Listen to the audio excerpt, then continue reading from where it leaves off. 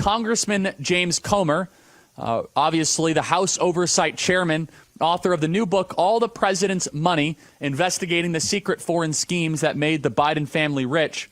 Congressman, thank you for taking the time. Let me just ask you a very simple question. How did Joe Biden get so rich? Well, no one's ever been able to figure that out. What we were able to do is subpoena the bank records of his son and his brother.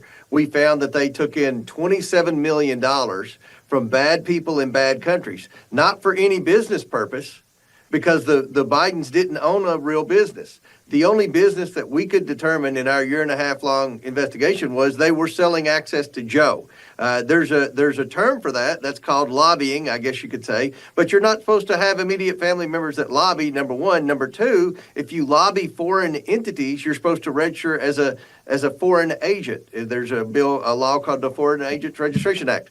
None of his family registered for that.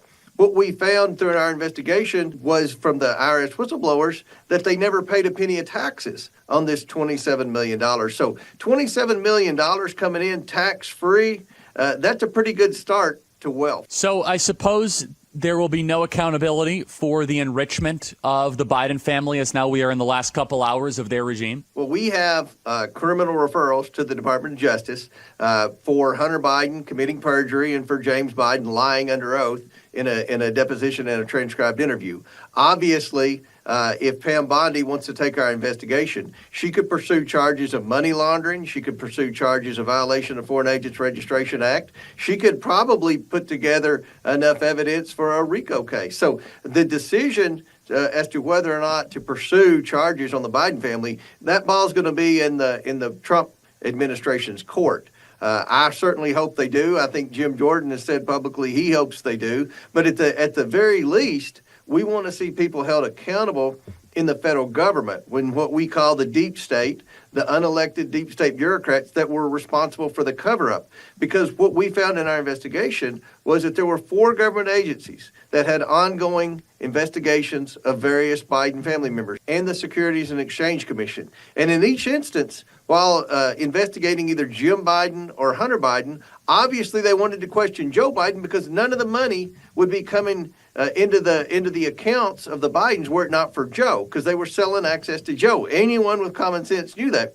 So when it got to the point they wanted to speak to Joe Biden, like any investigation would do, they were told to stand down by unelected deep state bureaucrats. We have names of those individuals, and we just very recently passed them on to who will be the Trump appointees in the new law enforcement agencies. So Chairman Comer, you also met recently with Kash Patel, presumably the next FBI director. Tell us, what did you guys discuss? Well, we discussed a lot. We talked about how big a mess he's inherited, how he's inheriting an agency that was once a glorified government agency around the world, and now its reputation has been tarnished, I would argue diminished.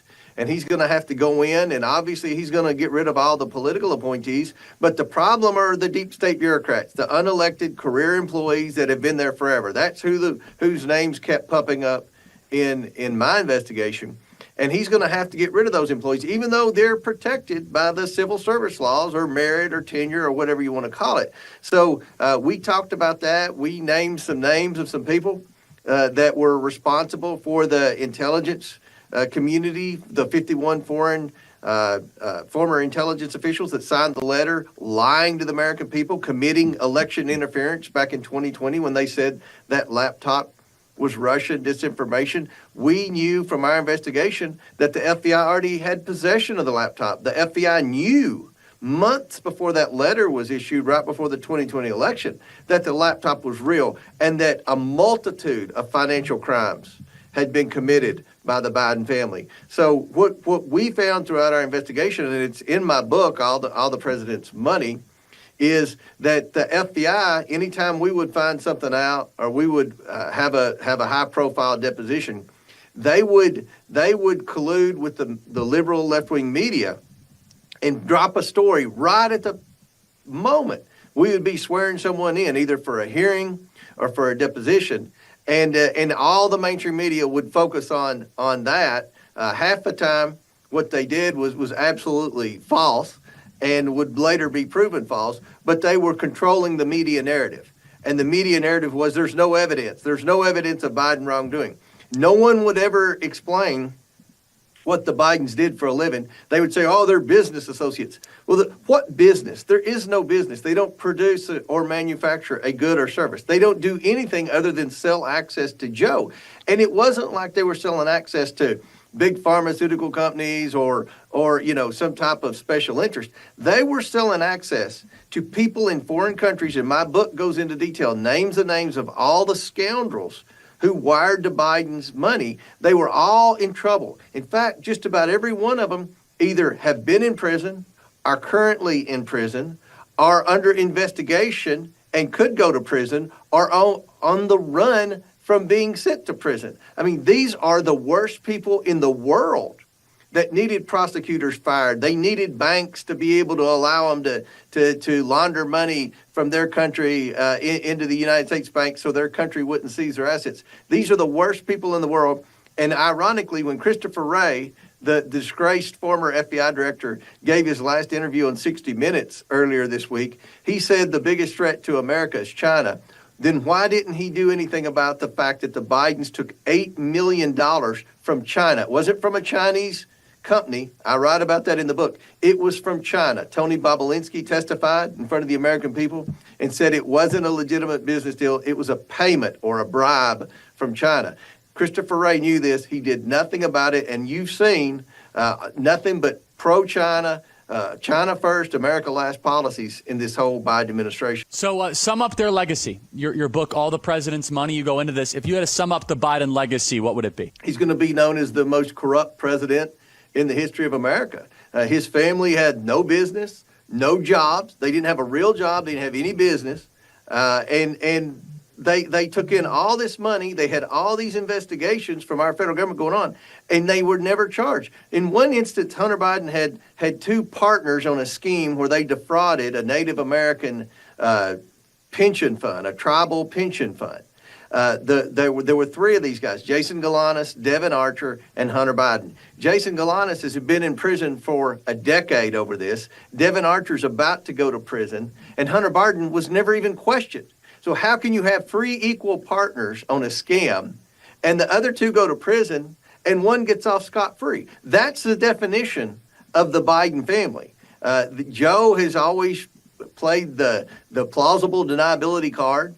But in every instance where the Bidens received a huge sum of money, $1 million plus wire, days before, Joe just miraculously either had dinner with them or did a conference call with them or played golf with them.